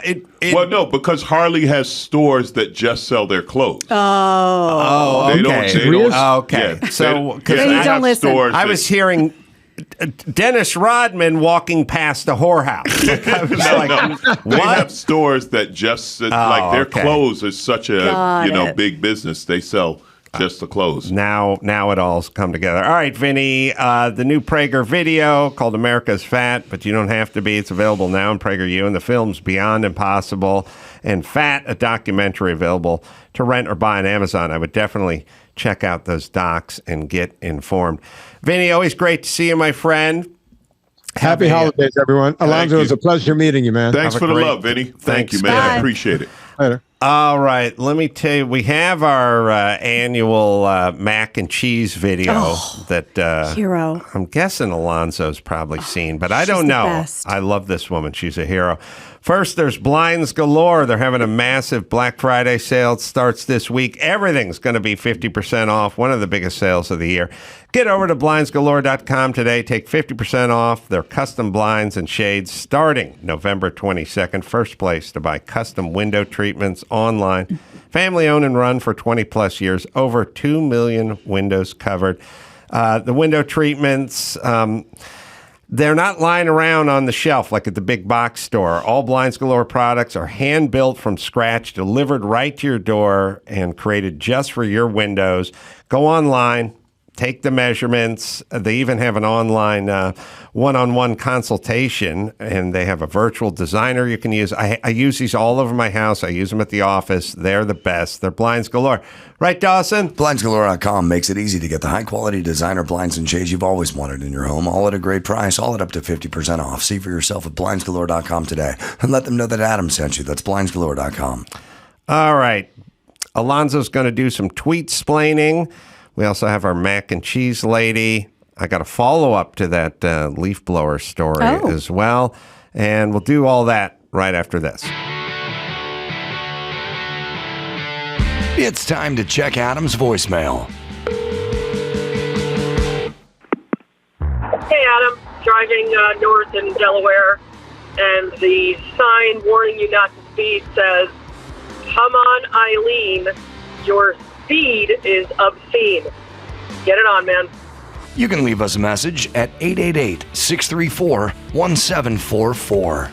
Alonzo Bodden is hanging with us, and we got our mac and cheese vid, which I'm hoping Alonzo's seen. Or no, I'm hoping he hasn't Yeah, seen it same. because he should be delighted. We play this every single year, and I completely and wholeheartedly agree with this woman because Thanksgiving is Thanksgiving.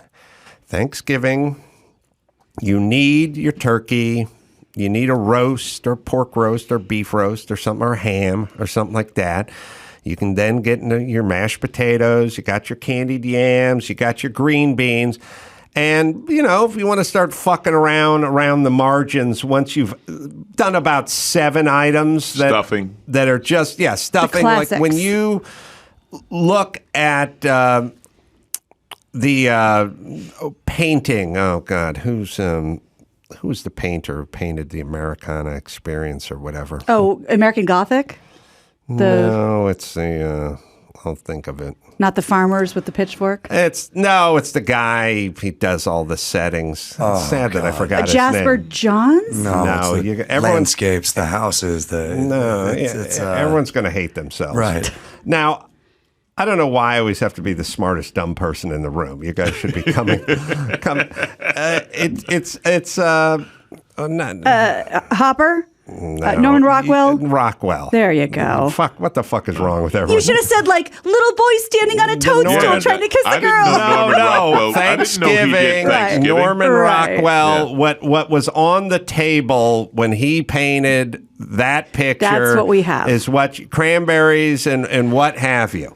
And if you're going to start getting into stuffing, you make stuffing. You do not add a bunch of pine nuts and cranberry skin and shit. You just fucking make your stuffing. If you want to go, once you've laid down the turkey and the roast and everything else, you want to go goose, like Drew's wife will go with a goose, by all means. Yeah, but that's not the you main. need the basics. Yeah.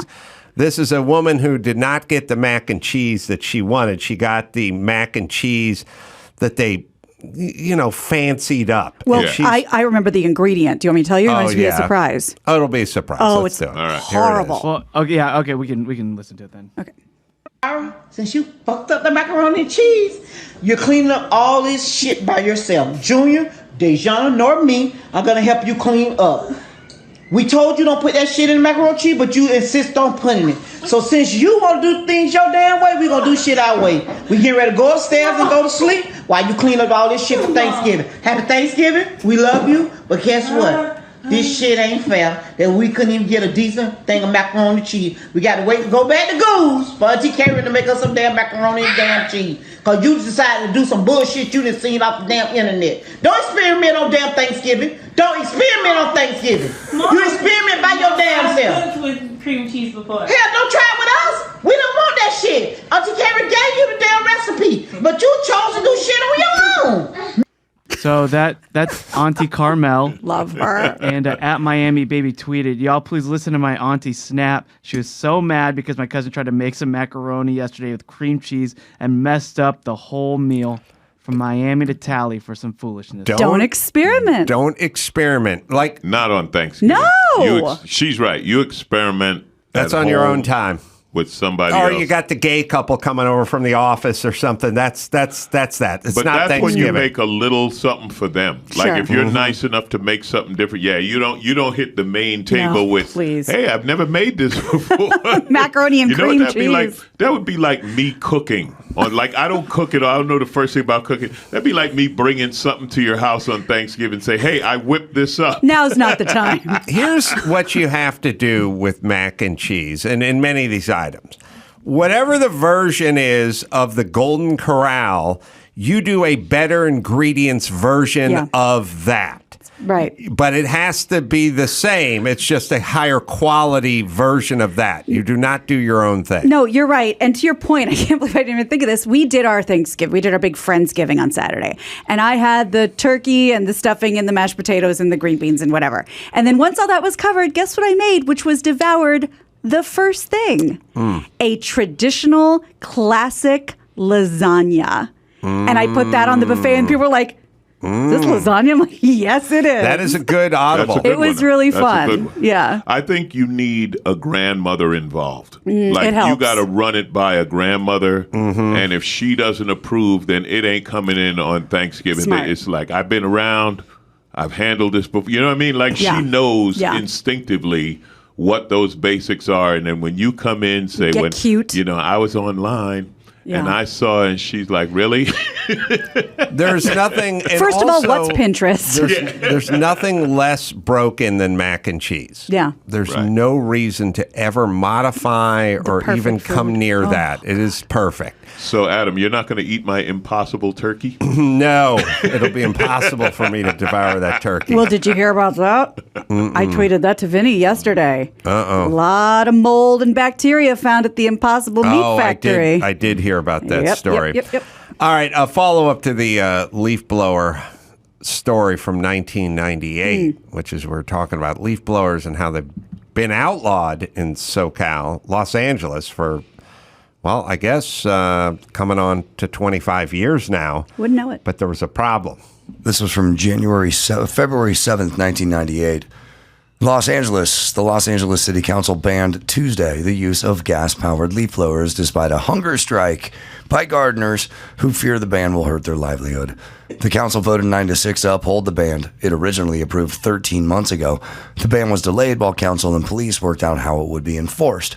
The measure now must be approved by Mayor Richard Reardon. Violating the ban can lead to a $100 fine plus $170 in court costs. The ban allows neighbors to call police if they hear noisy blowers, make a citizen's arrest, and have homeowners warned not to hire gardeners who use gas-powered leaf blowers. 11 gardeners said they will continue a 4-day hunger strike to protest the ban, which they said unfairly targets mostly Mexican immigrants. They also claim the ban will cause them to lose money if they have to use slower and less powerful methods to do their work. Supporters of the ban, led by former Mission Impossible television star Peter Graves, said I knew it. I knew he was behind this. Said the blowers are noisy and contribute to pollution. Graves doing the Lord's work. Yeah, the ban exists. It's existed for 25 years. It's not enforced. And it lets landscapers off the hook. Like, don't blame me. It's illegal. So that was January 7th, 1998. Fast forward almost an entire year. Your year in 1998 in review shows the brooms of gardeners, symbolic of their protest of the ban on leaf blowers. The ban has turned out to be purely symbolic. Oh. All of the gardeners servicing homes on my street have resumed using leaf blowers with arrogance and impunity. And panache. I've seen those guys. They think their shit doesn't stink because they got a Briggs and Stratton strapped to their ass and they're making $14 an hour. Okay, Your Highness. Reporting violators requires one to incriminate one's neighbors, which guarantees it won't happen. The politicians took credit because there is no enforcement, nothing has changed. Yeah, so here's what we do as LA. We go, hey, we have rules. We got a ton of rules. I don't like all the rules, but we got a ton of them. So we have a rule, and the rule is no leaf blowers. But that is not enforced. Now, it's no leaf blowers because it's noisy and it pollutes and it's unhealthy. But fine, we don't do that. We also have a rule, which is no drinking beer on the beach. Mm-hmm. So one rule we enforce and the other one we don't. And my whole point, and we have 1,000 examples of those. My whole point is either don't have the rules or enforce all the rules. Don't cherry pick your fucking rules. That's what makes Los Angeles a unique shithole because they have tons and tons of rules. There's you must have a front license plate on your car. That rule's enforced vigorously, but it's not dangerous to not have a front license plate on your car, but that rule's enforced vigorously, but leaf blower not, but whatever it is you're doing on the beach is starting a fire, a campfire on the beach. Totally illegal, and they would probably say that it contributes to the air pollution or whatever it is. Same arguments you could make for the leaf blower. One is vigorously imposed and enforced, and the other one is not. So it's illegal. It's been 25 years.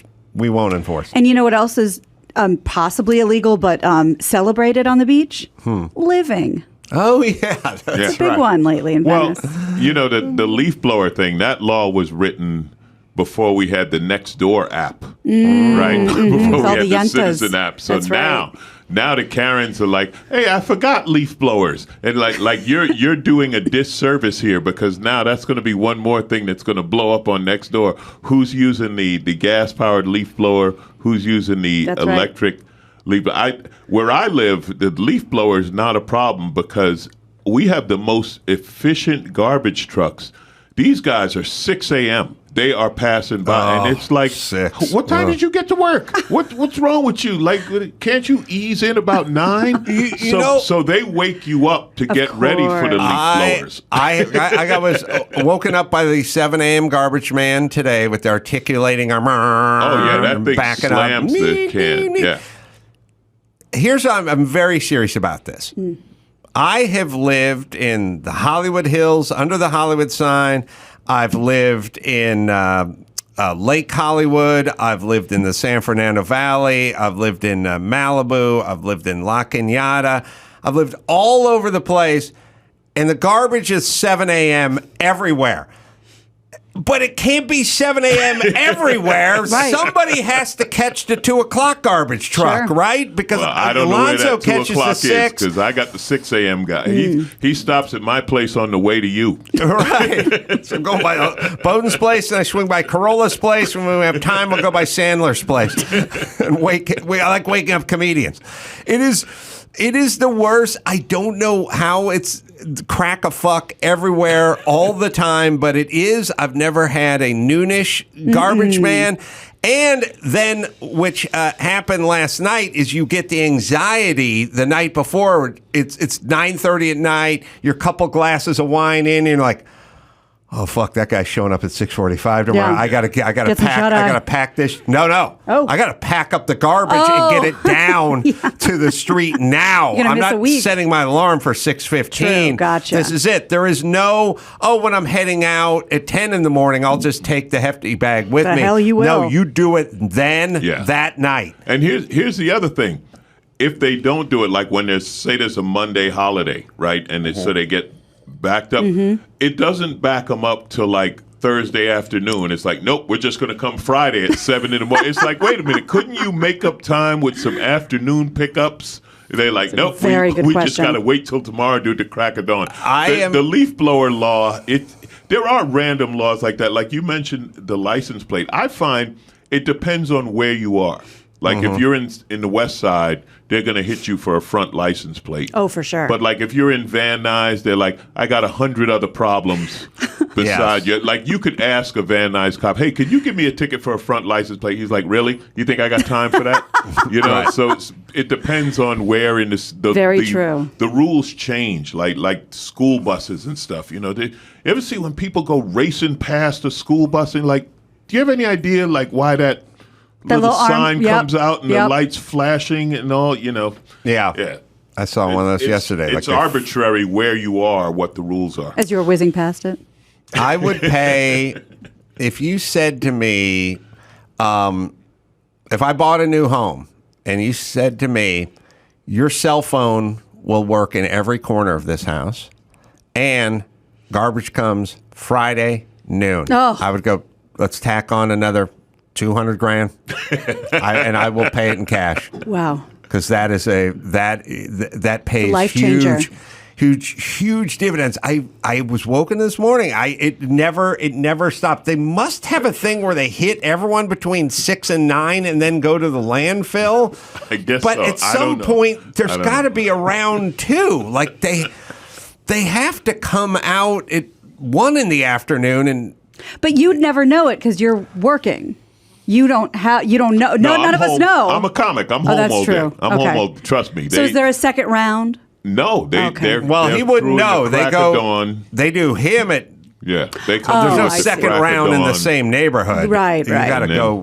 go to Van Nuys. Parts unknown. Yeah, I don't know how much you got to spend on your house. As far as the cell phone work in every room in your house, you look at you with your dreams. Yeah. Yes, I know. I cannot talk to Mike August unless he stands on an X in his entry hall. The second he wanders into his office, it's a choppy mess, which is, you know what's insane about the cell phone? Just, I talked to Dr. Drew a couple days ago.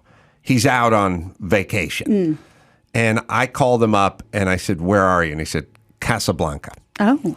And I said, wow, clear as a bell. Like, I called Mike August, who's in Orange County. Can't fucking hear a word. He can't understand a fucking word that guy's saying. Yeah. But Dr. phone Drew's in Morocco. My phone Morocco, worked. clear as a bell. It worked on a riverboat in Belize. My phone worked fine. I tweeted from there. You know the head of the we saying brands on here? Sure. Yeah, T-Mobile. He used to be on Twitter and he'd tweet from T-Mobile head, and I tweeted him. I said, "How come my phone works here but not in Studio City? Like, I would think Studio City, Los Angeles would have more customers than a riverboat in Belize." Right. But apparently not. I mean, I guess we can marvel that Drew's in Morocco and I'm speaking to him clear as a bell, Sure, but I it's would the choose future. to focus on Mike and your Belinda right. and not being able to have a Right. cogent conversation with the man. Yeah. No, you're right. Where the hell are they? Because I thought they were in Portugal. They went everywhere and they went on a cruise. I've talked to him on the cruise ship. He's at sea, and I My phone's I never talked worked to on a him cruise ship. as well. Is it You too don't late? want it to. Yeah, That's It true. costs a fortune. That's true. Is it too late for me to be adopted by Drew and Susan? Because those kids Oh, my live God. a wonderful life. Oh my God! All he three of said, them. "Oh, this cruise ship's supposed to hold about 800 people, but there's only like 200 on it." Like, oh. The whole And place I don't. themselves. I'll ask him when he gets back. But Morocco and Spain and all the way I found through. out Morocco's just across the water from Portugal. Oh, well, there you go. Because I was in Portugal and they said, yeah, if you go right over there, it's Morocco. And I was like, so are we going? Like, what are you going to tell me that it's right there, but we're not going? But I'm such a doofus. When Drew said, I'm in Casablanca, and I was like, Egypt? That's how dumb I am. Yeah, that's not great. Yeah, super dumb. Then again, you didn't know where Lodi was, and you live here, That's true. so it's kind I of knew fair. the song, Yeah. but I did not know. All right, let's see. We got the news. We got some tweet-splaining. Let's see. Why don't we... Let me hit a spot. Oh, yeah. Good Ranchers. Yeah, Vinny approved. Good Ranchers. Great gift idea. Take away inflation for someone. Get a subscription to Good Ranchers during their Black Friday special. Beef prices are going to go up 15% or more in 2023. But if you use my code, it'll get you 0% meat inflation all year long. Every subscriber locks in their price for the life of their subscription.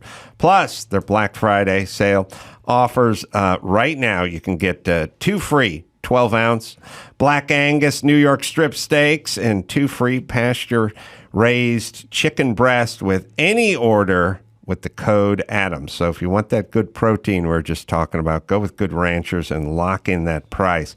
Head to goodranchers.com and find the perfect box for you in their curated section of America's best meat and seafood. This is great. This is a great gift as well. It's Good Ranchers, right, Dawson? Give the gift of zero inflation and America's best meat to yourself or someone else this holiday season. Good Ranchers award-winning service and quality are why they have over 7,000 five-star reviews.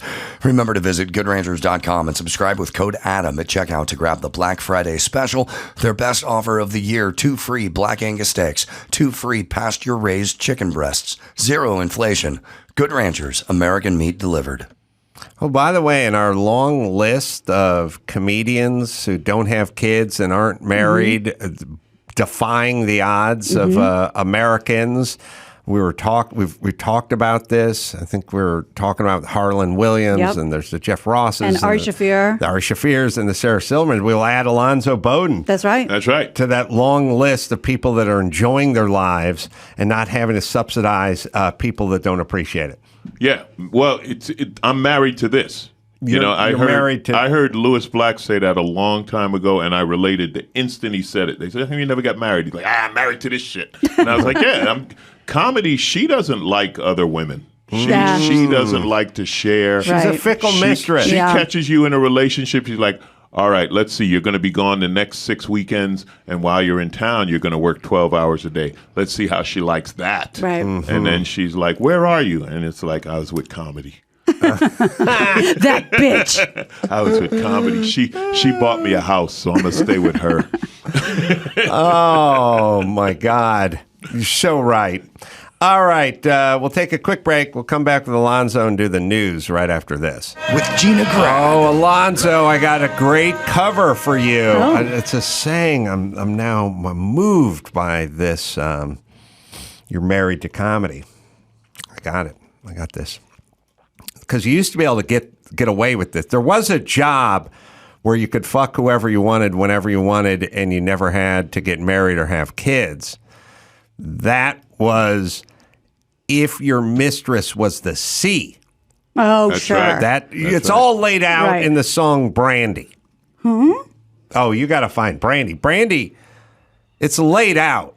Do Alonzo is when the ladies get a little too clingy. You explain to them your mistress is the C, capital C for comedy, bitch, and you move on.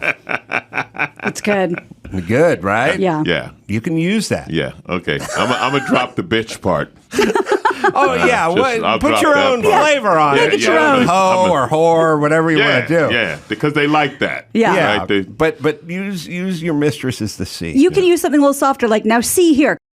they- Whatever you want. They like that. Yeah. But don't let's not overuse C. Oh, thank you. That's- That is the problem. that's the punchline. That was the problem with that sentence. Yo, bitch, you know my agent. How about that? That'll Good. go Just over well. mistress is the C. Yeah, that's all. good. Well, there's a big birthday celebrated over the weekend. President Joe Biden turned 80, making him the first octogenarian to serve as president, and is once again faced with questions about whether or not he'll run again. Earlier this month, Biden told reporters, "I'm a great respecter of fate, and this is ultimately a family decision. I think everybody wants me to run, but we're going to have discussions about that." The question of how old is too old has dogged Biden. Polls have found even Democrats express doubts about whether he's too old for the job. An 84-year-old presidential candidate. And wasn't Yeah, but so here's what we have to do with this, because Yeah. I don't think it's right for presidents or airline pilots or Tom Brady. It's not what's your chronological whatever. It is we need a punt, pass, and kick competition. Can you produce? Sure. So If you can, you can. if you can, you can. I don't know how old Alan Dershowitz is. Alan Dershowitz may be 86 years old.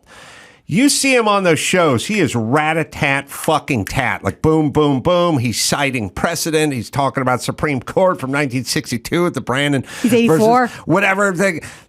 He can be president at 84. Yeah. Mentally. It's there. And then there's many who aren't there. Yeah. And it does get worse with age, but it's not really about how old. It's who are we talking Who can about do at the this job. I don't age. know. Norman Lear is 100 years old. When Norman Lear was 84, he was on sitcom sets, True. punching up scripts True. and yelling at PAs. Norman Lear could do it at 84. Alan Dershowitz could do it at 84. Yeah. Biden can't.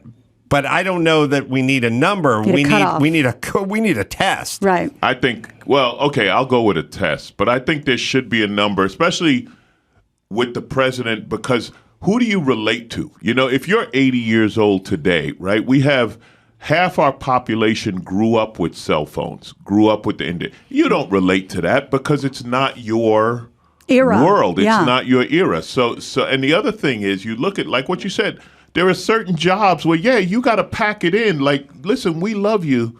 But, you know, if you're an airline pilot, there are no 80-year-old airline pilots. It's like, yeah, you're a great flyer, but you know what? Your sight has deteriorated. Your fit. Now, you're right. There are some exceptions to the rule, a Dershowitz, a Brady, a this or that.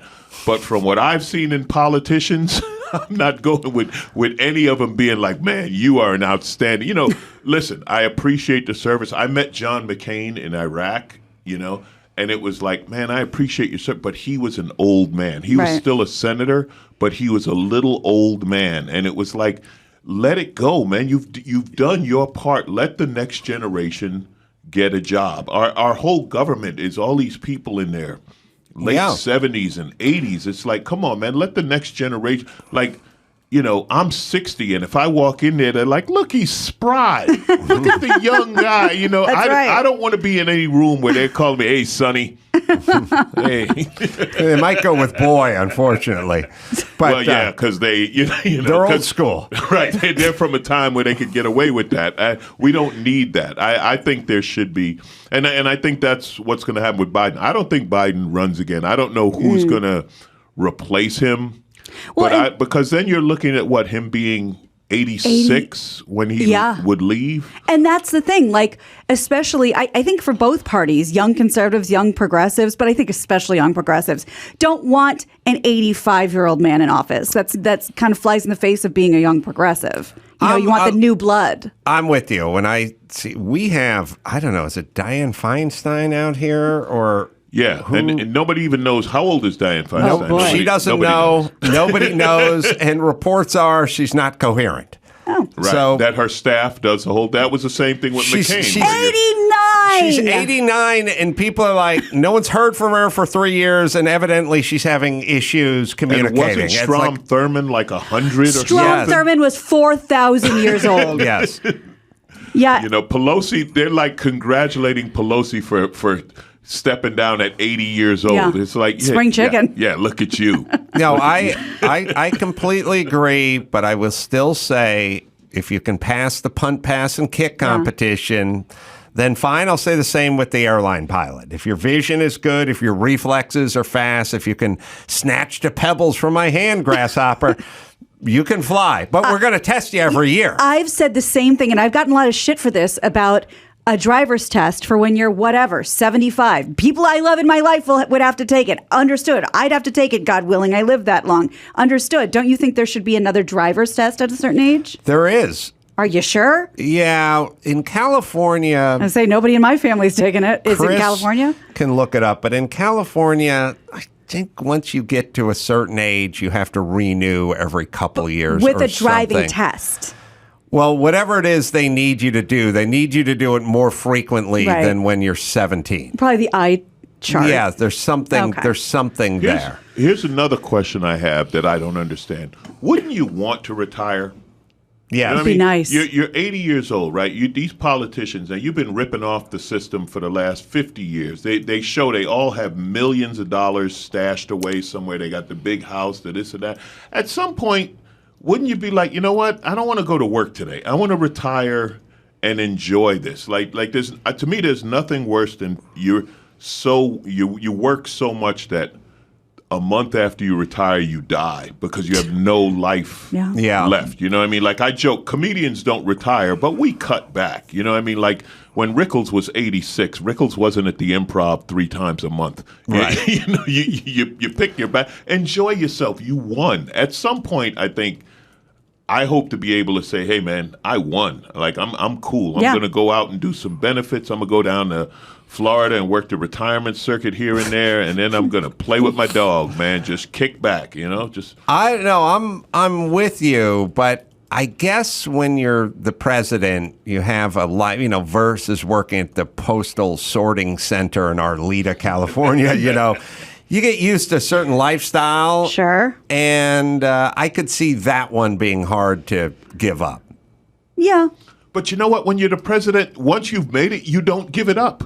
Yeah, Like, you for get that shit for the rest of your life. For the rest of your life, you get private planes. The you get Obamas are security. richer and bigger celebrities, and the Obamas did it right. They got out young, Yeah. and now it's $65 million advances and toast of the town. Or you're like Jimmy Carter, where like, yeah, I'm not going to die, so I'm just going to enjoy this forever. Like he's another one. Jimmy Carter's been building houses for humanity for what, 40 years now or something like that. Probably well since the 70s, so at least. Yeah. Yeah, and I always feel bad for Jimmy Carter because he gets lumped in. So whenever people are complaining about Biden, they go, Biden, look at him. He's a train wreck. He's a cognitive mess. He's running this country off a cliff.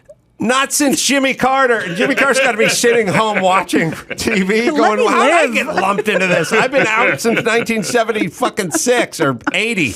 I guess he got out, and he's been out for 45 years, and he's like, and there's got to be a part of him that's going, yeah, fucking Biden, yeah, he's the worst, he's the worst.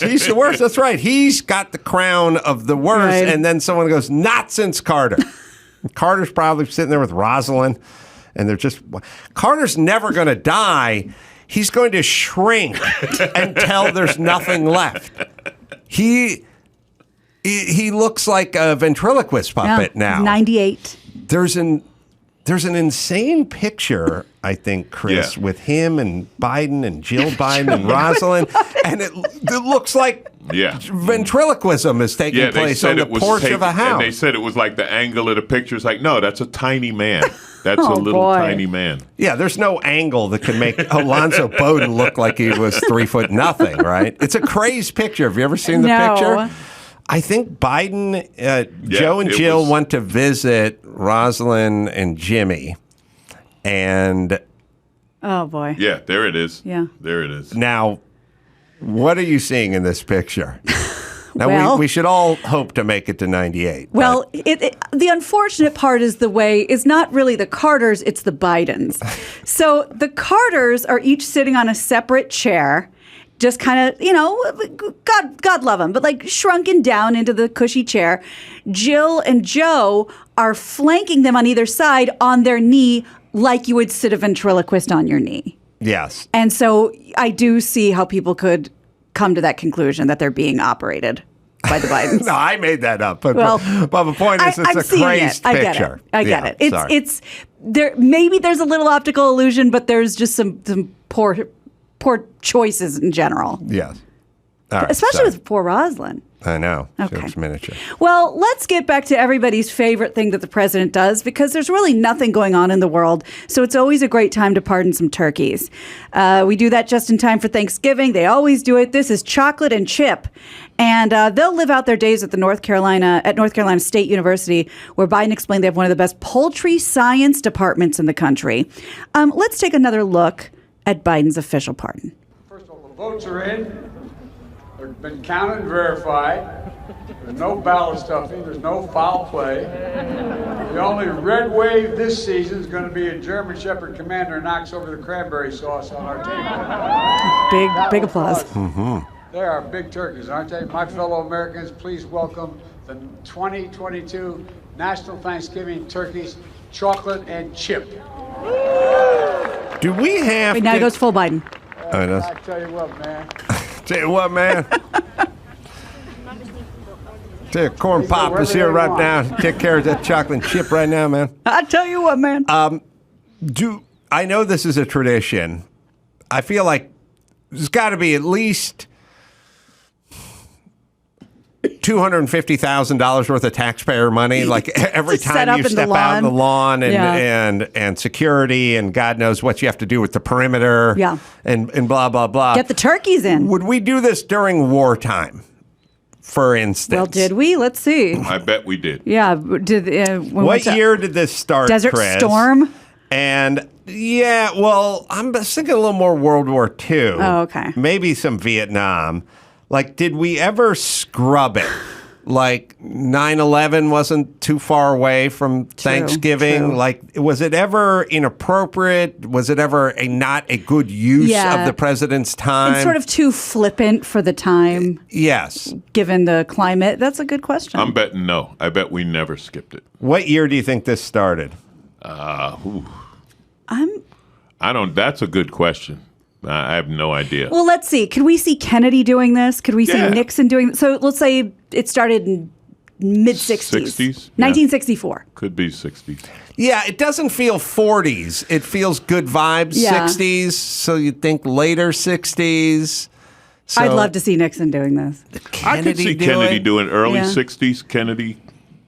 Johnson, maybe. He'd be the guy who did that, and then everybody was like, that's nice. Truman was the first in 1947, so right after World War I. Okay. Sorry. Yeah. After World War II, they began it, which makes sense. These are good times. Yeah.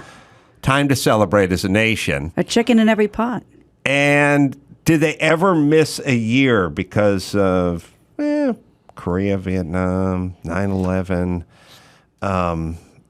Trying to think of what other possible tragedies that befell our country. And again, it's, I mean, all wars are abroad for us, but yeah. It didn't even though Truman was the first guy to do it. It wasn't a tradition every year since then. Oh, so like Reagan did it in three of his years.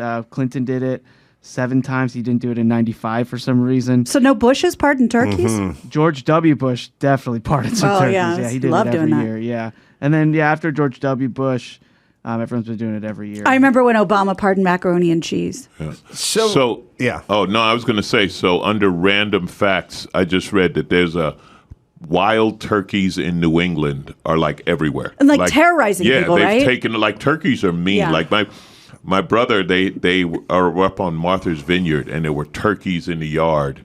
And then he brought his dog and his dog had it was like a lab.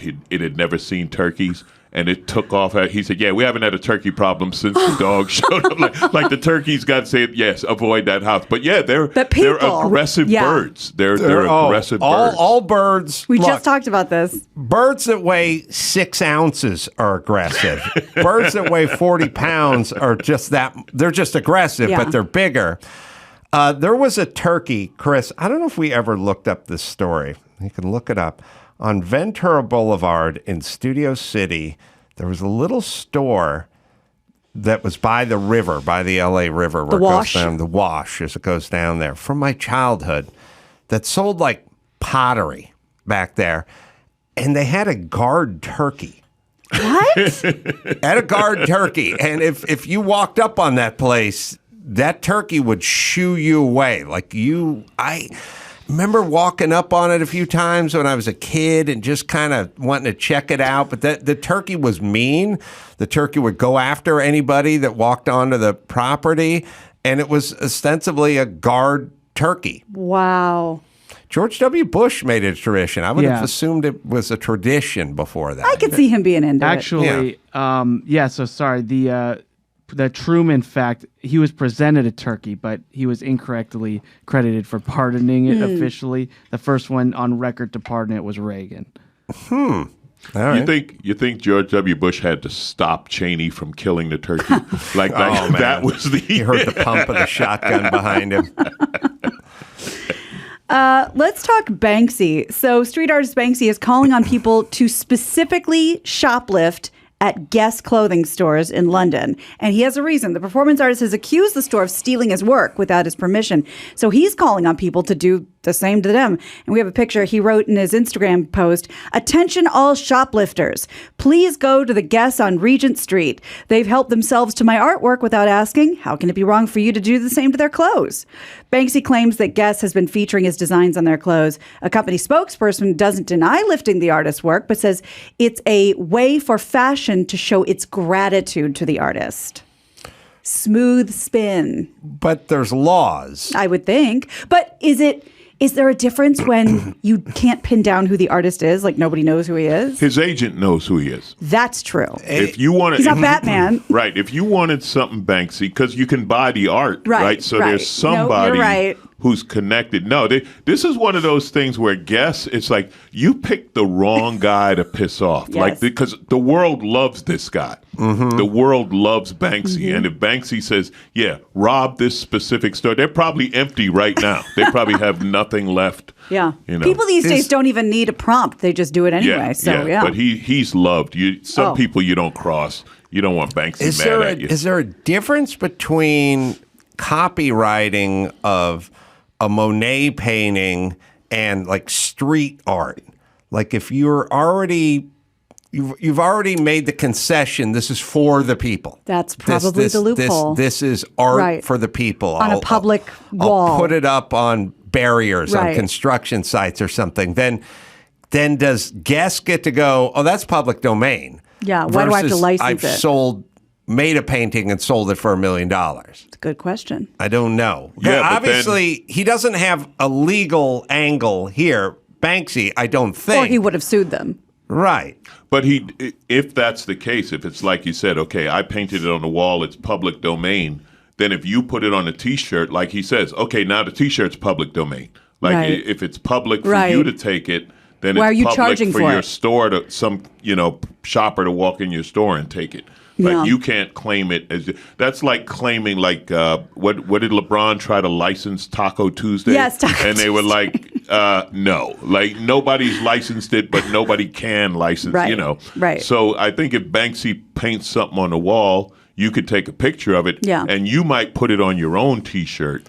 What but about- You can't selling mass produce but it. selling What it about is the Che crime. Guevara? Like, who pops up on all the Yeah. college Indeed. kids' T-shirts? Is the Guevara family licensing Well, that? I think once it's been done, I mean, I don't know the laws, but there's a certain amount of time you can own something, and then it becomes public domain. Oh, interesting. Oh, or- yeah. Well, that's what they... Or like the songs are that Smile, way. right? In The- music, the- it's life plus 100. Yeah, but Well, that's why Happy Birthday can now finally be played. right. Or that's the Smile, Have a Nice Day. Oh, yeah, the circle. Like nobody. I don't think anyone owns that. I think Oh. that's Yeah, I never thought about it. somebody drew it in the '60s or whatever, and Well, then Forrest it's Gump does if everybody. you saw the movie. That's Right. true. That's true. All right, so Did some of Banksy the shit is happens. suggesting, and then what if people show up and like somebody gets hurt or breaks some glass and gets cut? Is that on Banksy? Anyway, I think we'll probably find out sooner than later. So this I mean- crypto, 10 minutes ago, Banksy had that painting go at auction. That was my then favorite. shredded itself. It was the best.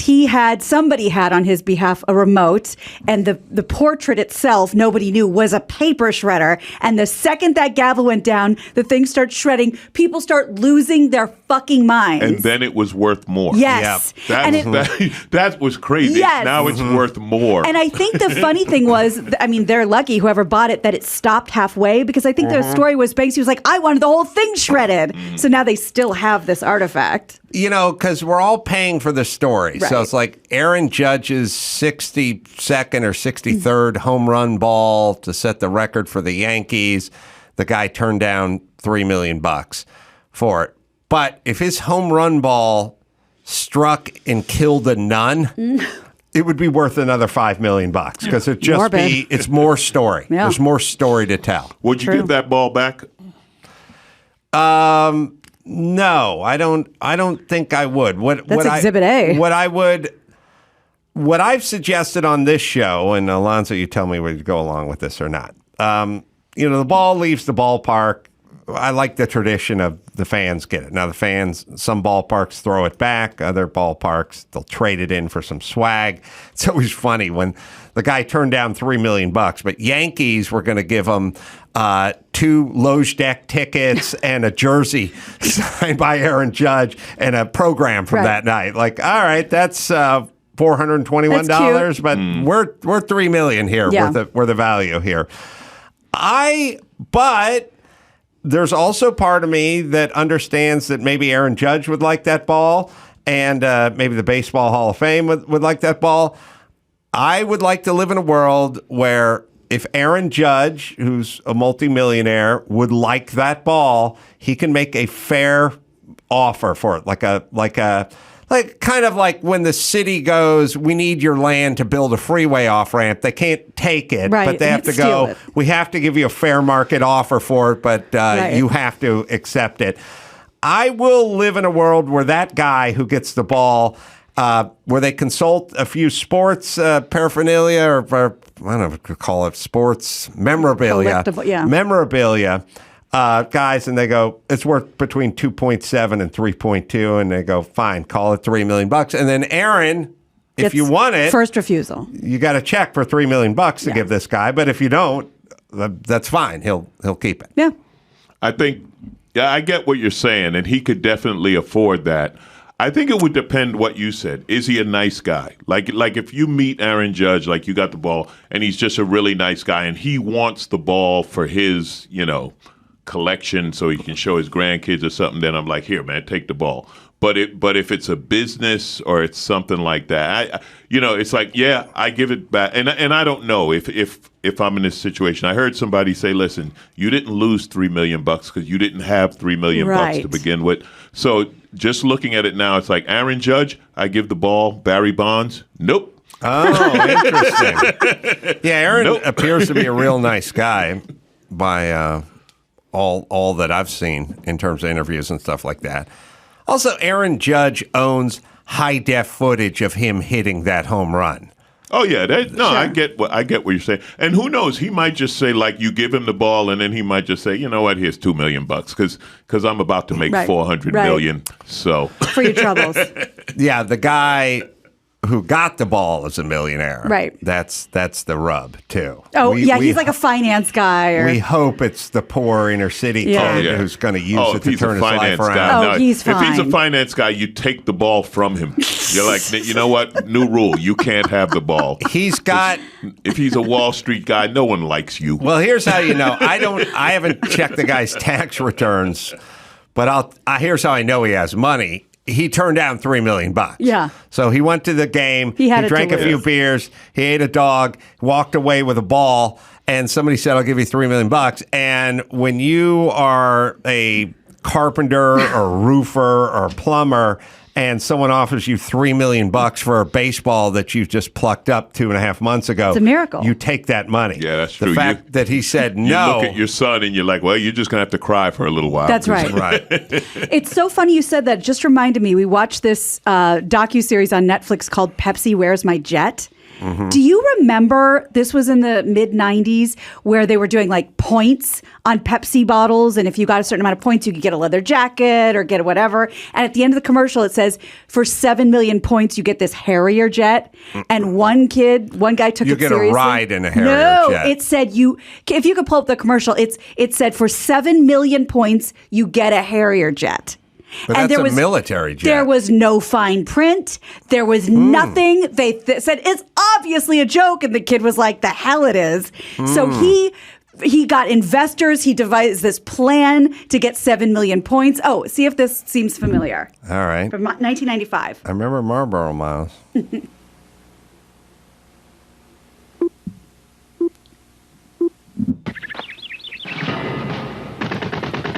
T-shirt, 75 Pepsi points. Leather jacket, 1,450 Pepsi points.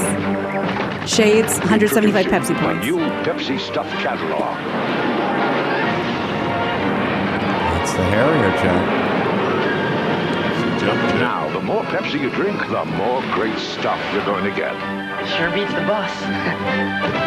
Harrier Fighter, 7 million Pepsi points. It says drink yeah. Pepsi, get stuff.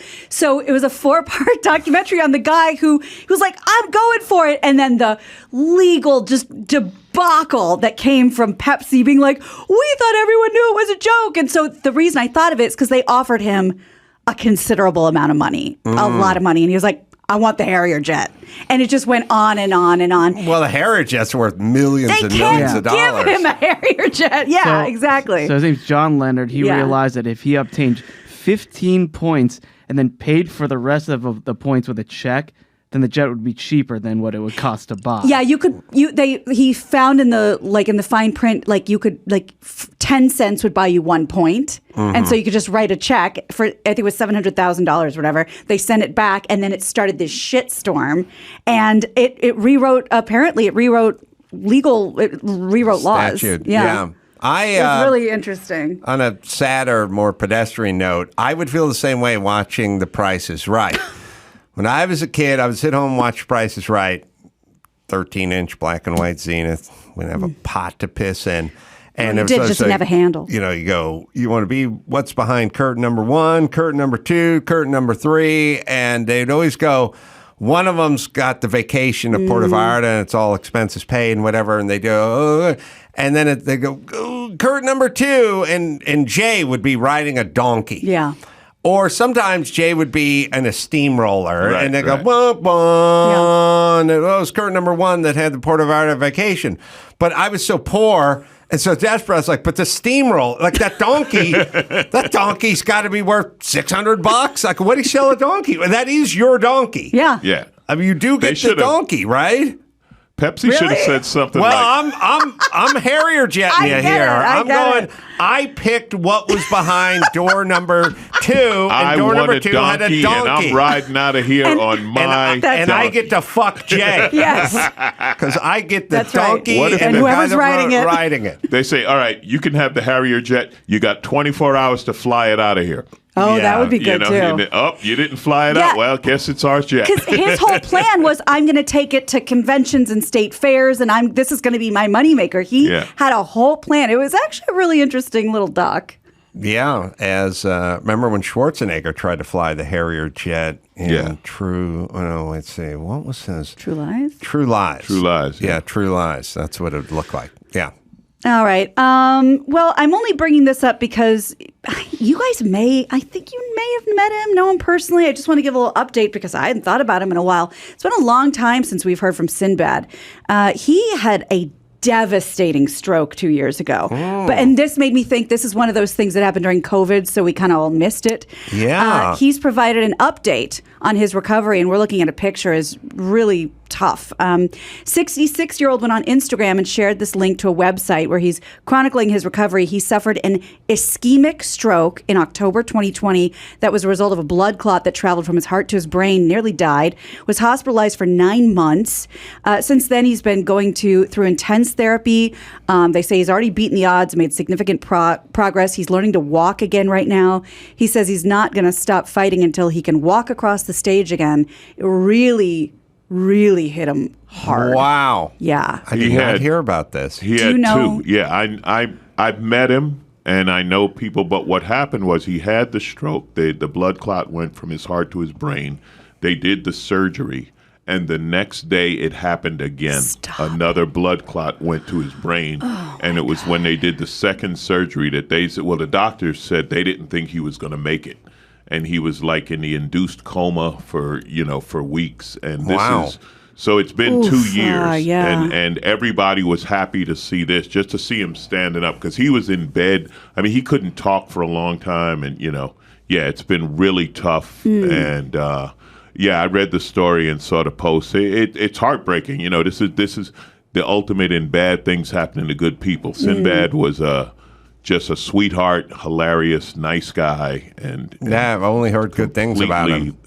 I mean, just floored. And he wasn't unhealthy or anything. You know what I mean? It was just one of those random things that happens to people. Yeah, it's you tragic. gotta zoom in on his 2 tattoos so we can figure out who they are. I know one of them is Mark Maron.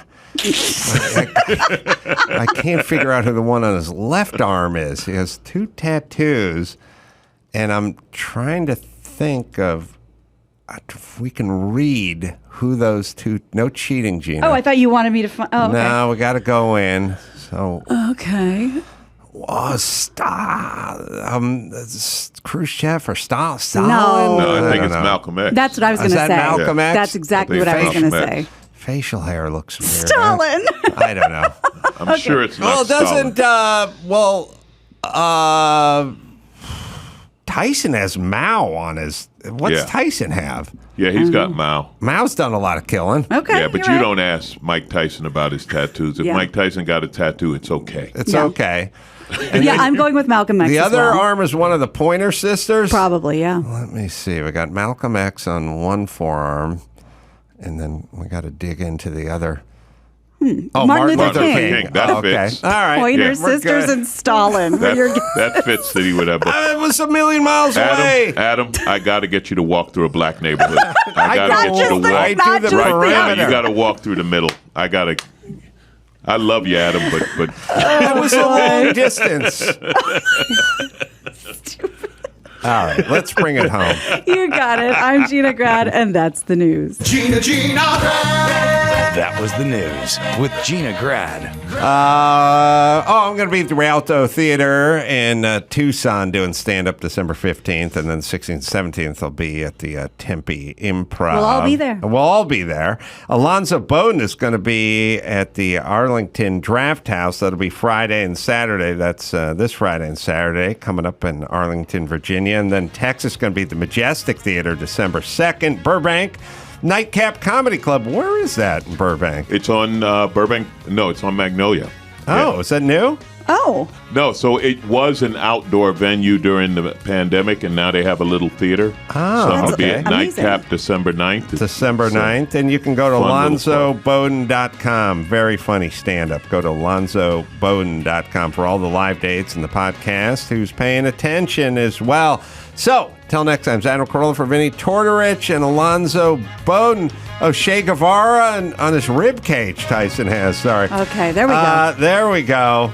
Saying mahalo.